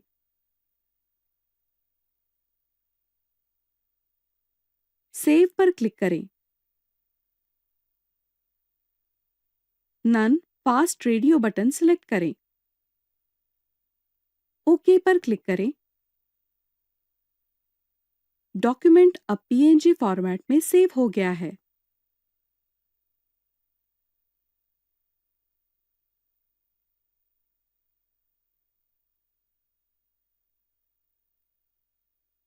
आइए हम अपने डिजाइन को एक टी शर्ट की इमेज में ऐड करते हैं ताकि यह पता लगे कि डिजाइन टी शर्ट पर कैसा दिखता है। ऐसा करने के लिए फाइल मेनू पर क्लिक करें, ओपन पर क्लिक करें। ओपन डायलॉग बॉक्स प्रदर्शित होता है। इच्छित इमेज को सिलेक्ट करने के लिए डबल क्लिक करें, ओपन पर क्लिक करें। टी शर्ट की इमेज एक नए डॉक्यूमेंट में खोली गई है। चलिए एक और इमेज ऐड करें। ऐसा करने के लिए लेयर पर क्लिक करें, ऐड न्यू लेयर पर क्लिक करें। लेयर पैनल से बाहर निकलने के लिए क्लिक करें। अब इसी तरीके से डिजाइन पीएनजी इमेज ऐड करें। डिजाइन इमेज नई डॉक्यूमेंट में भी खोली जाएगी। इमेज को सिलेक्ट करने के लिए Ctrl+A दबाएं। इमेज को कॉपी करने के लिए Ctrl+C दबाएं। आप डिजाइन की इमेज जहां पेस्ट करना चाहते हैं उस डॉक्यूमेंट को सिलेक्ट करने के लिए क्लिक करें। डॉक्यूमेंट में इमेज पेस्ट करने के लिए Ctrl+V दबाएं। अब इमेज डॉक्यूमेंट में पेस्ट की गई है, लेकिन टी शर्ट के लिए यह बहुत बड़ी है। तो आइए हम टी शर्ट की साइज को फिट बैठने के लिए इमेज को बदलते हैं। ऐसा करने के लिए इमेज को बदलने के लिए Ctrl+T दबाएं। डिजाइन इमेज के लिए इच्छित साइज दर्ज करने के लिए लिंक पर क्लिक करें। इमेज की साइज के लिए संख्या दर्ज करें। इमेज अब इच्छित साइज की हो गई है। एंटर दबाएं। टी शर्ट पर इच्छित स्थिति में लाने के लिए इमेज को खींचें। मूव टूल पर क्लिक करें। ट्रांसफॉर्मेशन अप्लाई करने के लिए क्लिक करें। डिजाइन की इमेज अब टी शर्ट पर पेस्ट की गई है। अब बैकग्राउंड लेयर को सिलेक्ट करें और बैकग्राउंड में ब्लैक कलर लगाने के लिए Ctrl+Backspace दबाएं। अब डिजाइन पूरा हो गया है।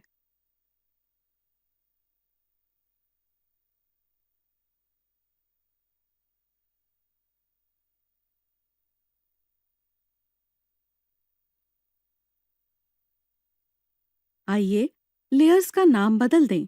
ऐसा करने के लिए लेयर्स पर डबल क्लिक करें, इच्छित नाम दर्ज करें और फिर एंटर दबाएं। इसी तरह से बाकी लेयर्स का भी नाम बदलें। एंटर की दबाएं। डॉक्यूमेंट में किए गए परिवर्तनों को सेव करें।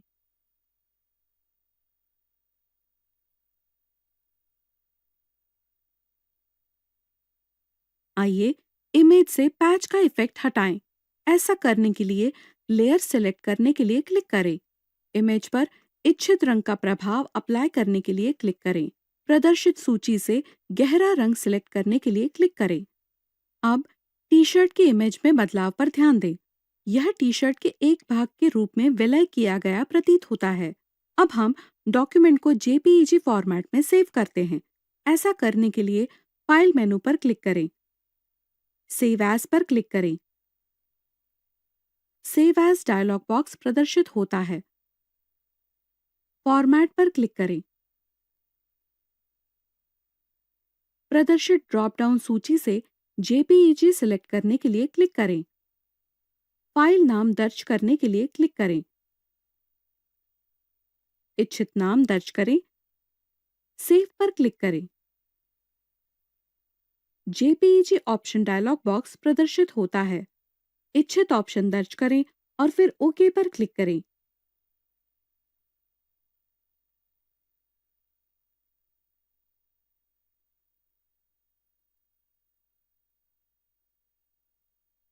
इस असाइनमेंट में आपने एडोब फोटोशॉप का उपयोग करके टी शर्ट डिजाइन कैसे तैयार करते हैं यह सीखा है। इस प्रक्रिया में आपने सीखा है फोटोशॉप एप्लीकेशन शुरू करना, डॉक्यूमेंट और लेयर खोलना, डुप्लीकेट लेयर, टी शर्ट पर इमेज अप्लाई करना, फाइल सेव करना। एडोब फोटोशॉप का इस्तेमाल करके सीख चुके कौशल का उपयोग कर आप कई अन्य दिलचस्प टी शर्ट डिजाइन तैयार कर सकते हैं। तो आगे बढ़िए और अपनी रचनात्मकता का उपयोग करिए।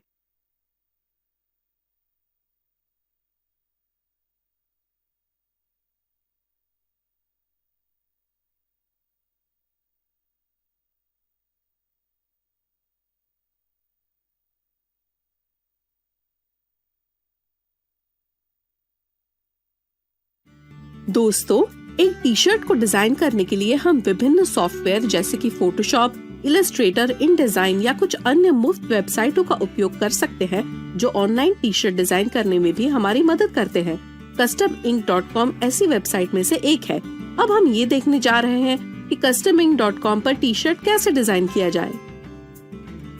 टी शर्ट डिजाइन करने के लिए customink.com वेबसाइट खोलें। वेबसाइट खोलने के बाद आप डिजाइन लैब पर क्लिक करें। क्रिएट डिजाइन्स इंस्टेंटली विंडो खुलती है। No thanks, I want to start from scratch पर क्लिक करें। अब how do you want to start के नीचे ऐड टेक्स्ट पर क्लिक करें।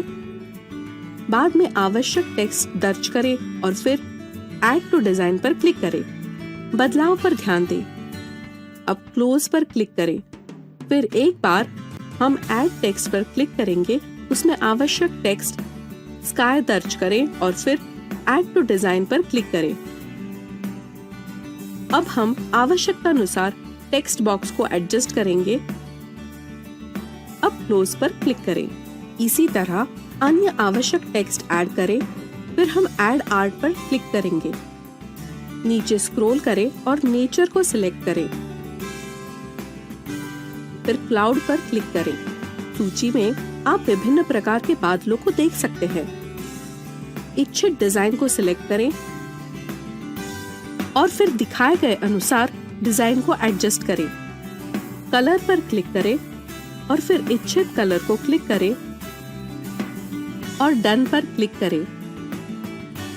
बदलाव पर ध्यान दें और आवश्यकता के अनुसार कम ज्यादा करें। आइए अब टेक्स्ट बॉक्स को मॉडिफाई करें। पहले हम टेक्स्ट बॉक्स को सिलेक्ट करेंगे। फिर हम चेंज फॉन्ट पर क्लिक करेंगे। हम लिस्ट को नीचे स्क्रॉल करेंगे और इच्छित स्टाइल को सिलेक्ट करेंगे। वह हाउस स्क्रिप्ट है। फिर बैक पर क्लिक करें और फॉन्ट की इच्छित हाइट दर्ज करें। अब दूसरे टेक्स्ट बॉक्स को सिलेक्ट करें और इसे आवश्यकता अनुसार एडजस्ट करें। अन्य टेक्स्ट बॉक्सेस के लिए भी यही प्रक्रिया दोहराएं। आवश्यकता अनुसार फॉन्ट की हाइट बदलें और फिर एंटर दबाएं। फिर से चेंज फॉन्ट पर क्लिक करें। आवश्यक फॉन्ट स्टाइल को, जो कि कैनवास स्क्रिप्ट हेवी है, वो सिलेक्ट करें। अब बैक पर क्लिक करें। अब टेक्स्ट कलर पर क्लिक करें और इच्छित कलर सिलेक्ट करें। अब डन पर क्लिक करें। टेक्स्ट में किए गए परिवर्तन पर ध्यान दें। अब टेक्स्ट बॉक्स को इच्छित रूप में एडजस्ट करें। इसी तरह हम इच्छित प्रभाव प्राप्त करने के लिए अन्य टेक्स्ट बॉक्स एडजस्ट करेंगे। पूर्ण करने पर सेव और शेयर पर क्लिक करें।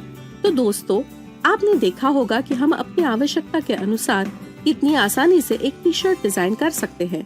दोस्तों, चलिए आगे बढ़ते हैं और अलग अलग डिजाइन के फॉन्ट, रंगों के साथ अपने दम पर ऐसी टी शर्ट्स डिजाइन करते हैं और अपने दोस्तों को उपहार देकर उन्हें खुश करते हैं।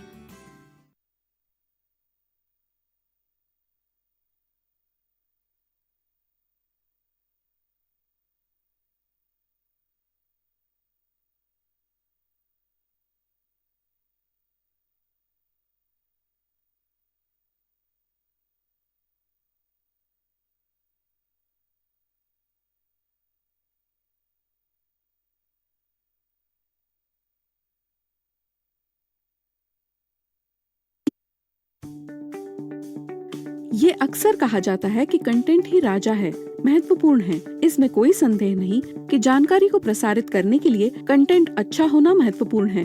फिर भी ये पर्याप्त नहीं है।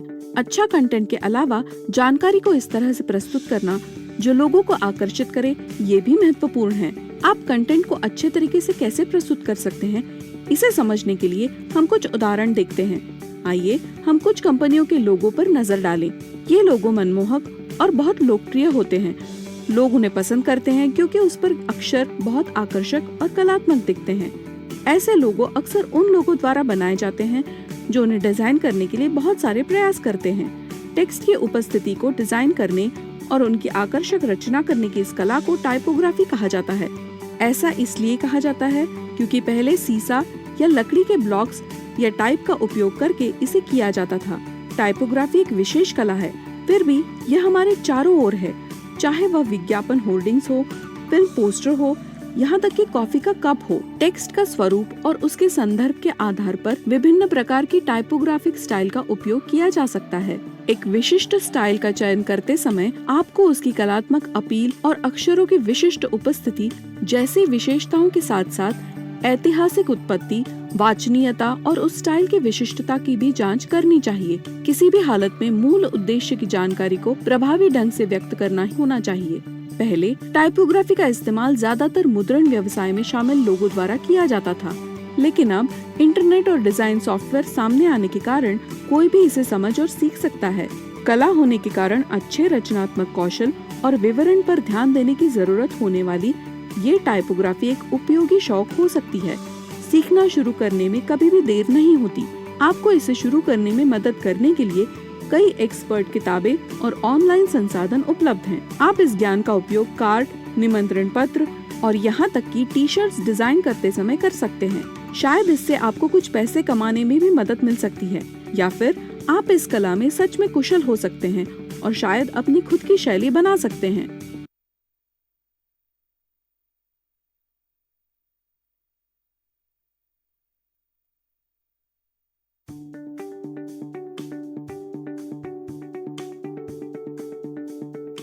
टाइपोग्राफी केवल टेक्स्ट के द्वारा दिए गए ज्ञान को प्रभावी ढंग से प्रस्तुत करने का साधन नहीं है, बल्कि एक कला भी है। समय के साथ विभिन्न टाइपोग्राफिक स्टाइल का विकास किया गया है। टाइपोग्राफिक स्टाइल को अक्सर फॉन्ट और टाइपफेस कहा जाता है। इन शब्दों का उपयोग टाइपोग्राफी में बहुत बार किया जाता है। फिर भी कई लोग इन दो शब्दों के बीच भ्रमित हो जाते हैं और एक दूसरे के स्थान पर इनका गलत तरीके से उपयोग करते हैं। फॉन्ट और टाइपफेस शब्दों के बीच स्पष्ट अंतर है, इसे हम समझ लें। इसकी कल्पना करें, गेरामोंड नामक एक परिवार है। इसके सदस्य गेरामोंड रेगुलर, गेरामोंड बोल्ड और गेरामोंड ऑब्लिक हैं। यदि हम इस अवधारणा को फॉन्ट और टाइपफेस पर लागू करते हैं तो गेरामोंड टाइपफेस और गेरामोंड रेगुलर, गेरामोंड बोल्ड और गेरामोंड ऑब्लिक स्वतंत्र फॉन्ट होंगे। दूसरे शब्दों में टाइपफेस एक परिवार या एक समान स्वतंत्र फॉन्ट का सेट है। उदाहरण के लिए जॉर्जिया एक टाइपफेस है और जॉर्जिया 30 पॉइंट बोल्ड एक फॉन्ट है। एक परिवार के भीतर के फॉन्ट्स दूसरे परिवार के फॉन्ट्स की तुलना में अलग दिखते हैं। आइए हम कुछ टाइपफेस के अक्षरों पर एक नजर डालें। यदि आप ध्यान से देखें तो कुछ अक्षरों में उनके स्ट्रोक के अंत में छोटी रेखाएं जुड़ी होती हैं, जबकि अन्य अक्षरों में ऐसी रेखाएं नहीं होती। इसके अलावा अक्षरों के बीच का अंतर एक टाइपफेस से दूसरे में बदलता है। इन समानताओं और भिन्नताओं के आधार पर टाइपफेस को सेरिफ, सेंस सेरिफ और मोनोस्पेस्ड के रूप में वर्गीकृत किया जाता है। आइए हम समझते हैं कि वास्तव में इन शब्दों का अर्थ क्या है। सेरिफ टाइपफेस, उनके पास अक्षरों के किनारों पर छोटी लाइनें हैं। ये लाइनें, जिन्हें सेरिफ कहा जाता है, अक्षरों के डिजाइन का मूल्य बढ़ाती हैं और उन्हें पढ़ने में आसान बनाती है। सेरिफ टाइपफेस के सामान्य उदाहरणों में टाइम्स न्यू रोमन, गेरामोंड और जॉर्जिया शामिल है। सेंस सेरिफ टाइपफेस, जैसा कि नाम से पता चलता है, इन टाइपफेस में अक्षरों के किनारों पर छोटी रेखाएं या सेरिफ नहीं होती हैं। ये उन्हें एक आधुनिक रूप और एहसास देता है। सेरिफ टाइपफेस की तुलना में सेंस सेरिफ के अक्षरों को पढ़ना थोड़ा सा मुश्किल होता है। सेंस सेरिफ टाइपफेस के सामान्य उदाहरणों में एरियल, कैलिब्री और हेल्वेटिका शामिल है। मोनोस्पेस टाइपफेस, इन टाइपफेस में सभी अक्षर विड्थ में एक समान होते हैं। टाइपराइटर और शुरुआती कंप्यूटर पर मोनोस्पेस टाइपफेस काफी लोकप्रिय थे। ऐसे टाइपफेस के सामान्य उदाहरण कुरियर और लूसिडा हैं।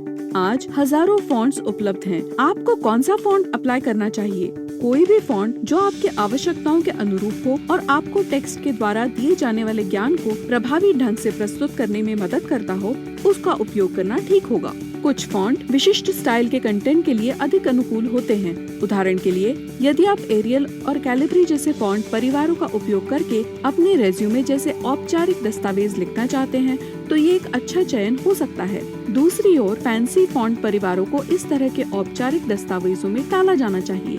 कई बार आपको कई विभिन्न फॉन्ट्स का उपयोग करने की आवश्यकता हो सकती है। उदाहरण के लिए एक पोस्टर बनाते समय आप हेडिंग के लिए एक सैंस सेरिफ फॉन्ट और मुख्य जानकारी के लिए एक सेरिफ फॉन्ट अप्लाई कर सकते हैं। एक और बात आपको ध्यान में रखनी चाहिए कि नए टाइपफेस नियमित रूप से उभरते रहते हैं। जो फॉन्ट्स आज लोकप्रिय हैं, वे कल कम लोकप्रिय हो सकते हैं। टाइपोग्राफी के एक छात्र के रूप में आपको अलग अलग फॉन्ट्स अप्लाई करने की कोशिश करनी चाहिए और इस विषय के बारे में अधिक सीखना जारी रखना चाहिए।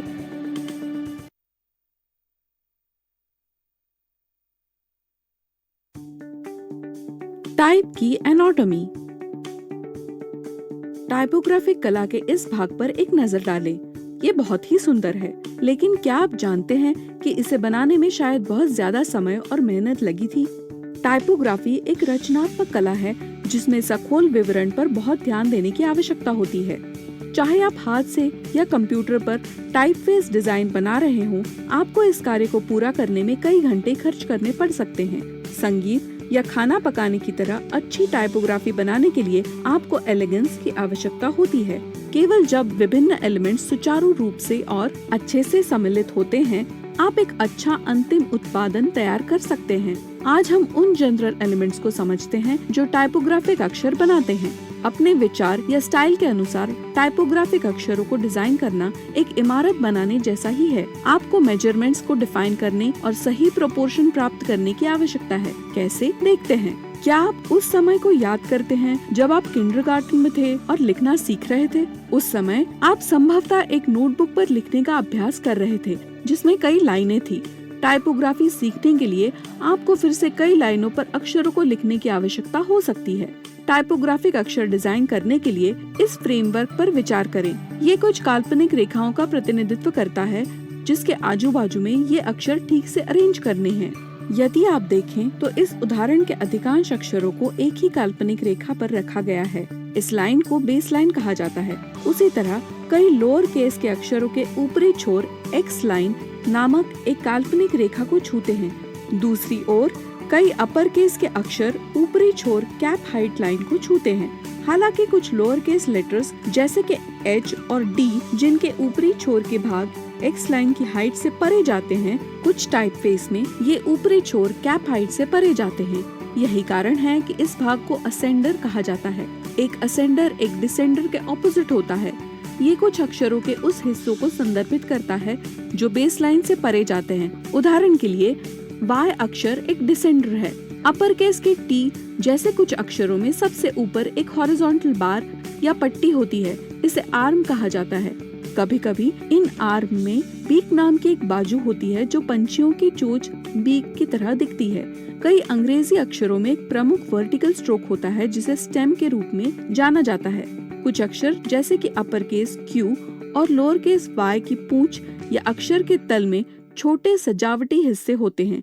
यदि आप इस उदाहरण को ध्यान से देखते हैं तो आप देखेंगे कि सजावटी उद्देश्यों के लिए अक्षरों के किनारों पर छोटे विस्तार या सेरिफ जोड़े जाते हैं। फॉन्ट जो सेरिफ का उपयोग करते हैं उन्हें सेरिफ फॉन्ट कहा जाता है। कुछ मामलों में जैसे कि लोअर केस ओ और जी में एक सभी तरह से बंद की हुई एक जगह होती है जिसे काउंटर के रूप में जाना जाता है। अक्षरों का घुमावदार भाग जो अक्षरों के सर्कुलर या बंद भागों को घेरता है, जैसे कि लोअर केस डी, बी, ओ, अपर केस डी और अपर केस बी को बाउल के रूप में जाना जाता है। कुछ अक्षरों के आंशिक रूप से बंद और गोल भाग जैसे कि लोअर केस ए, सी और ई को अपर्चर कहा जाता है। इस प्रकार हम देखते हैं कि टाइपफेस अक्षर विभिन्न भागों से बने होते हैं। कुछ मायनों में वे जानवरों के शरीर के अंगों या शरीर रचना से मिलते जुलते होते हैं। अतः हम कह सकते हैं कि टाइपोग्राफी एक कला है जो जीवित दुनिया से जुड़ी होती है। टाइपफेस अक्षरों के भागों की रचना का अध्ययन करने के लिए बहुत समय और ध्यान देने की आवश्यकता होती है, लेकिन टाइपोग्राफी के प्रति जो अधिक उत्साही हैं, उनके लिए ये ज्ञान बहुत उपयोगी है।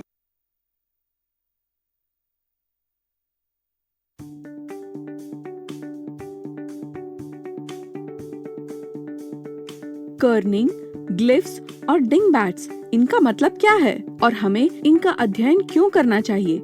आइए हम देखते हैं। टाइपोग्राफी एक रचनात्मक कला है जिसमें छोटे छोटे विवरणों पर ध्यान देने की आवश्यकता होती है।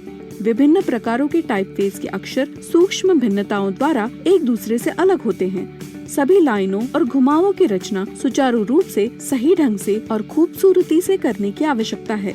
इस नाजुक कौशल को सीखने के दौरान आप कई नए शब्द और डेफिनेशंस को जानेंगे। आइए हम इस शब्दावली में से कुछ को समझने की कोशिश करें। टाइपोग्राफी में स्पेसिंग और प्रोपोर्शन बहुत महत्वपूर्ण है। अक्षरों, शब्दों और रेखाओं के बीच की दूरी को सटीक रूप से परिभाषित किया गया है। इन दूरियों को मापने के लिए हम पिक्स और पॉइंट्स का उपयोग करते हैं। 72 पॉइंट्स या 6 पिक्स में 1 इंच बनता है। इन यूनिट्स का उपयोग कर्निंग या एक ही शब्द के विभिन्न अक्षरों के बीच की रिक्त जगहों को मापने के लिए किया जाता है। इसी तरह ट्रैकिंग को टेक्स्ट के पूरे ब्लॉक में अक्षरों के बीच के अंतर के रूप में परिभाषित किया गया है। टेक्स्ट की विभिन्न लाइनों के बीच के अंतर को लीडिंग कहा जाता है। आपने देखा होगा कि कई बार एक ही अक्षर को विभिन्न रूपों में दर्शाया जा सकता है। अक्षरों के ऐसे विभिन्न रूपों में दर्शाए जाने को ग्लिफ्स कहा जाता है। आप कुछ विशेष दिखने वाले अक्षरों जैसे कि बुलेट, स्माइली, वेवी लाइंस और स्टार्स जैसे अन्य सिंबल से भी अवगत हो सकते हैं। ऐसे सिंबल्स टेक्स्ट में ज्यादा सजावटी मूल्य ऐड करते हैं। हम उन्हें डिंगबैट्स कहते हैं। टाइपोग्राफी में इस्तेमाल होने वाले शब्दों की सूची काफी बड़ी है। आप टाइपोग्राफी सीखते हुए और उसमें अधिक कुशल बनते हुए नए शब्द सीखते रहेंगे।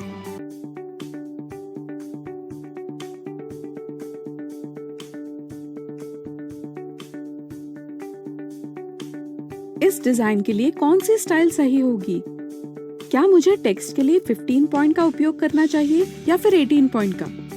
टाइपोग्राफी में अक्सर इस तरह के सवाल उठते हैं क्योंकि टाइपोग्राफी एक रचनात्मक कला है। कई बार इन सवालों का कोई ठोस सही या गलत जवाब नहीं होता। कोई भी स्टाइल जो आपको पसंद है और आपका काम करती है सही हो सकती है। टाइपोग्राफी में आप अपने डिजाइन की स्टाइल के अनुसार निर्णय लेते हैं, लेकिन आप ऐसे फैसले कैसे लेते हैं? आखिरकार टाइपोग्राफी में कोई निश्चित नियम नहीं है। हालांकि यदि आप कुछ प्रमाणित हो चुकी गाइडलाइंस और सर्वोत्तम प्रथाओं का पालन करते हैं तो प्रभावशाली दिखने वाली टाइपोग्राफिक डिजाइन बनना आसान हो जाता है। आइए हम इन दिशा निर्देशों और प्रथाओं में से कुछ का अध्ययन करें।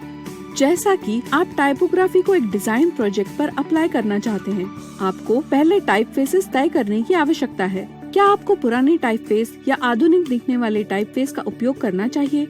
आमतौर पर मान्यता प्राप्त या पहले ही आजमाए हुए टाइपफेस जैसे कि हेल्वेटिका, गोथम या टाइम्स न्यू रोमन को अप्लाई करना उचित है। कई लोग उनके लुक, फील और वाचनीयता की सराहना करते हैं। उन्हें अपने कंप्यूटर पर इंस्टॉल करना सुनिश्चित करें। यदि टाइपफेस तय किए जाते हैं तो आपके प्रोजेक्ट पे कितने अप्लाई करने चाहिए? आमतौर पर 2 या 3 टाइपफेस आपके डिजाइन की जरूरतों के लिए पर्याप्त होंगे। बहुत अधिक का उपयोग करने से असंगति निर्माण हो सकती है।